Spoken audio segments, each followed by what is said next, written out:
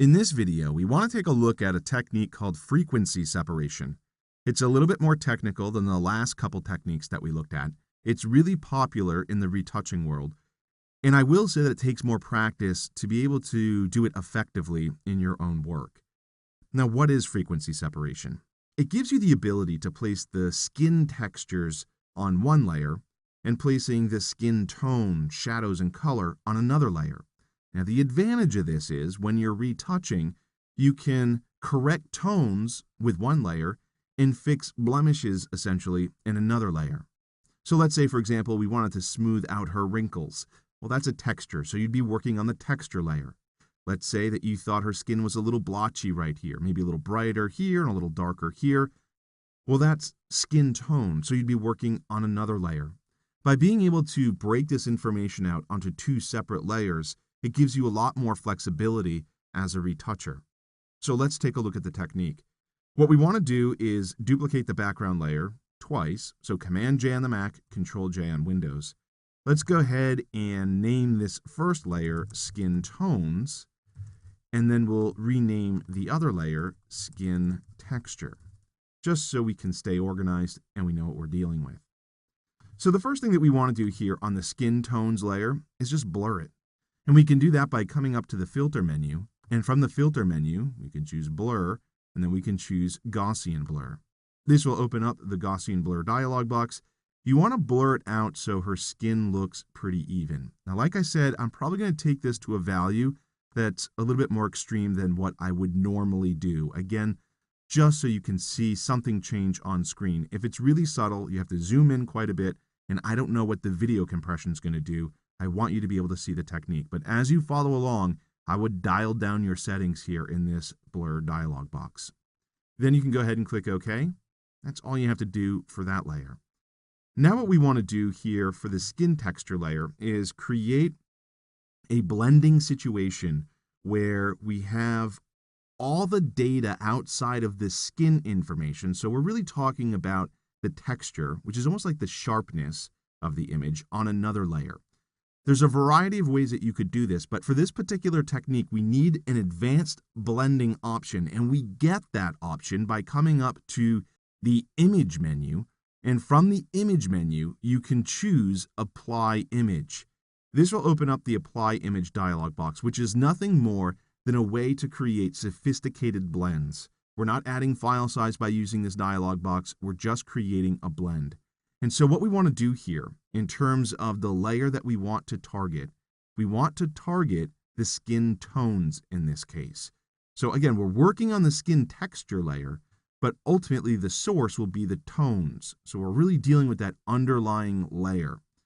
Then what we want to do is switch the blending mode from multiply all the way down to subtract. Now it's subtract because I'm working with an 8-bit image.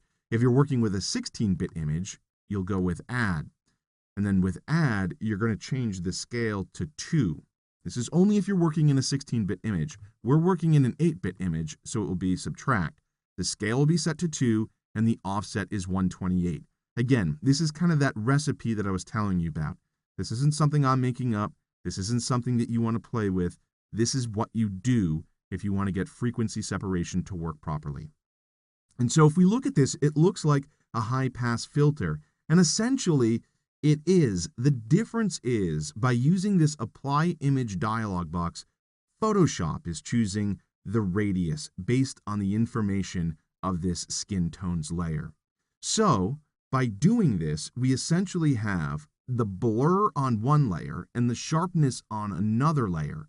And this ultimately gives us a composite of the background layer. So if we come over here and click OK, in order for us to get that composite to look right, we want to change the blend mode of this layer. So in the blend mode menu, you want to come down and you want to choose linear light. And when you do that, you'll notice if you turn off the visibility of the top two layers, you have an exact copy of the background layer. But the difference is, here we have nothing more than texture, and you can kind of see that here within the image.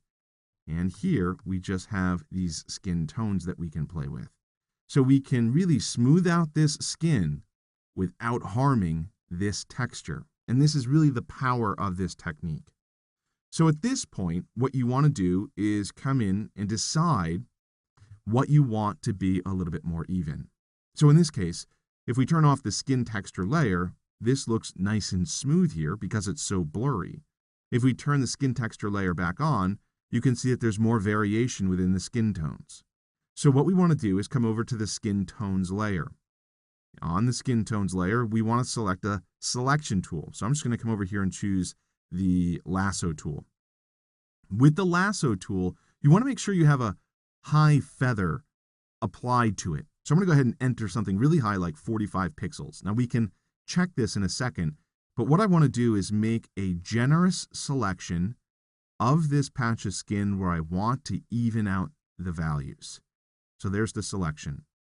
With this selection, you can press the Q key on your keyboard to see how the feather looks in terms of the transition between the pixels. And I think this looks pretty good, but the softer, the better in many situations. You just want a nice transition from the area of the image that you're trying to alter from the areas of the image that you're not altering. Press Q again on your keyboard to exit the quick mask mode. Now what we're going to do is apply a blur to this area of the image. You can do that by coming up to the filter menu, and from the filter menu, you can choose blur, and then you can select Gaussian blur. Now in this dialog box, again, I'm really going to increase this value here, and every section of the image that you decide to smooth out the skin for would probably require a different level of blurring. So you're always going to want to come into this dialog box. I won't to save time, but that's something that you should be doing. I'll go ahead and click OK, and then if I deselect, the skin is nice and even here, and to prove that, I can show you the before, and now we're seeing the after. And again, if that's hard to see, just zoom in a little bit. This is the before, and this is the after. And so now what you would do is come in and highlight sections of the skin that you feel need some type of an adjustment to kind of smooth out. And with that selection, you're going to apply the Gaussian blur. In my case, to make it go faster, I'm just going to apply it using the same settings. And so you're just going to hunt around and look at the image and decide where you want to apply this. So I'm going to go ahead and do this in a few more places, and you'll see that we're really getting kind of much smoother results for the skin.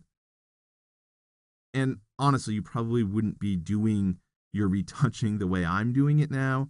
The reason why I'm doing this in so many areas is simply so you can see the difference within the skin after we apply this technique. So I'll just make a couple more selections here and apply a few more blurs, and then I'll be done. And if you're following along, you can do the same thing. You're not always going to come over here and do this to every section of the face. I'm just doing this, again, more for demonstration purposes than anything else. And you do want to avoid like her nostrils and sharp edges within the portrait, like her jawline, things along those lines.